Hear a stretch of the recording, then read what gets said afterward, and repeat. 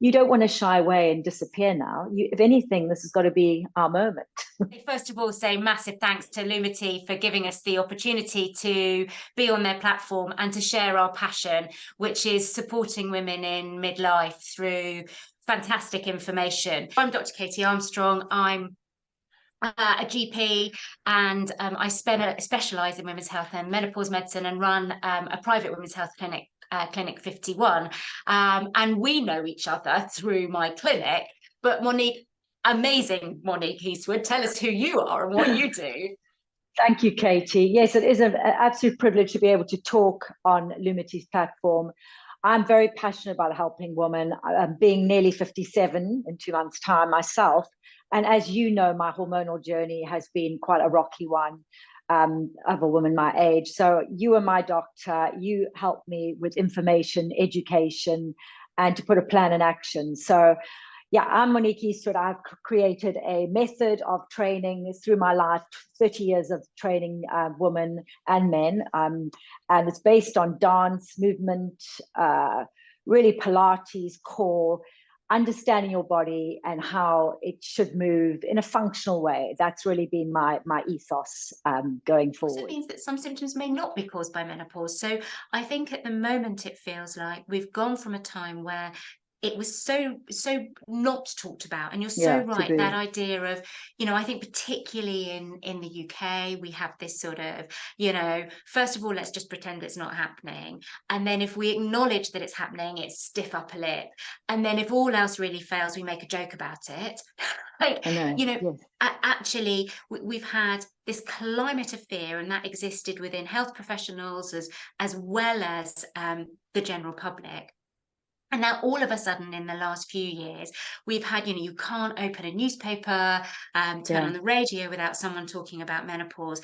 And whilst I massively welcome that, you know, we need to be talking about things, I think actually it's almost meant that there's so much information out there, it's hard to see the wood for the trees. There's perhaps a bit of an idea of, you know, oh, you just take HRT and that's a silver bullet, or that every woman should need to be on HRT. And I think what you and I see is women as individuals. And the most important thing for me is that people understand this hormone change that's happening in their body. They understand when symptoms may be being caused by hormones, because sometimes just that knowledge that you're not going mad, that you've not got some other horrible underlying disease, is, you know, is all you need. It's comforting. You can get on and go. You just need, exactly. So I'm going to say, you know, nutrition, exercise. We'll come back and talk more. Sleep, then looking after our mental health and reducing cortisol levels. And again, this is how all of these things will feed into each other, because of course exercise is such an amazing way for us to manage cortisol levels, but so is just connecting with other women, you know, smiling, laughing. That brilliant study that said if you put a pencil in your mouth, turning up the edge of your mouth, that your brain thinks you're happy, and that reduces cortisol levels. So, you know, we have so much power in our own body. I know that I was quite fearful of taking anything in, you know, that I didn't have enough knowledge about, but you've filled my head with knowledge, and that's why my retreats with you have been such a fantastic thing to do, because all the women that come away from them are like, we did not know this. This is the education is so vital. I mean, I ate well. I really did eat well. And no matter how many lentils I ate or whatever I was told to do, or I could lie there in bed and try and sleep, but it just wasn't happening.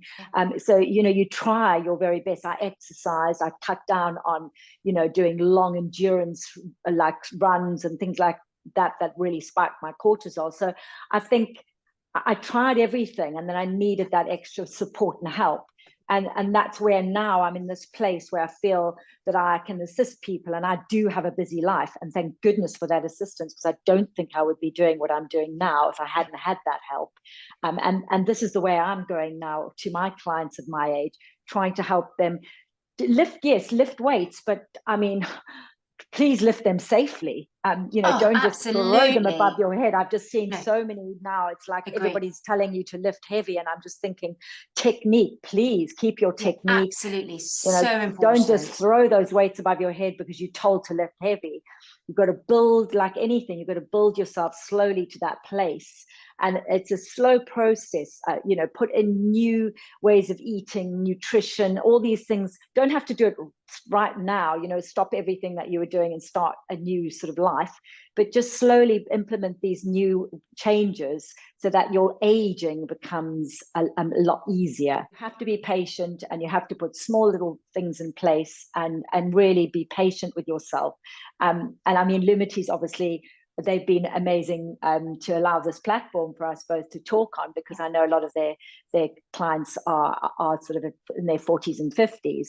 And I've supplemented with their vitamins at the moment. I mean, I know a healthy diet is what we all should be thinking of, but as a personal trainer, that's really a busy personal trainer, I felt a lot better having that extra support, as I have had with my natural HRT, that's got me to this nearly 57 years old, and in this job that I've got a lot going on, and I really want to carry on doing this and helping people and women of my age and sort of younger, to prepare them for this next stage and going forward. You're going to take supplements. Make sure you take a supplement that is designed, that is really high quality and is designed for your age, really. Yes, exactly that. I think that's probably both of our messages. You know, let's do this proportionately, kindly. Let's be kind to ourselves, but let's not also think like there's no way in my life at the moment that I could even think about doing any of those things because it's all too much. You know, actually just those small things, a bit of movement every day, checking in with yourself, mindful moment when you make a cup of tea, a smile when you might have otherwise had a frown, you know, not deciding to do that Insta scroll at 11 o'clock at night, just putting the phone to one side and prioritizing being able to go and rest in bed. That matters. If I'm feeling negative, I mean, I am a human being. I feel negative and I've had a hard day, I'll even if I don't want to, I'll put on my shoes and I'll march out there, and I'll just feel instantly better, because I'm out. I walk fast. I think walking fast really has a better effect on your body. Push yourself into the sort of the elements, and then come back and you know, and just sort of put some healthy things in place so that you know that you're not going to struggle with the next few years that are ahead of you. And also it's empowering, because you don't want to shy away and disappear now. If anything, this has got to be our moment.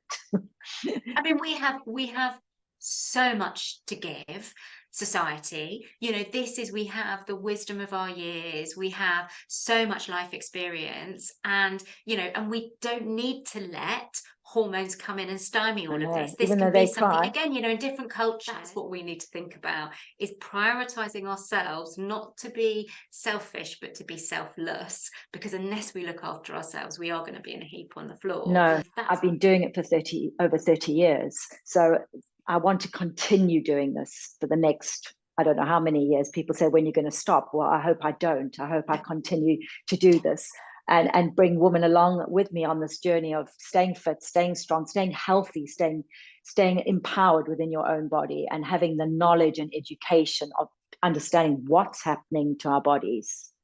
But thank you, Katie. Thank you so much for sharing.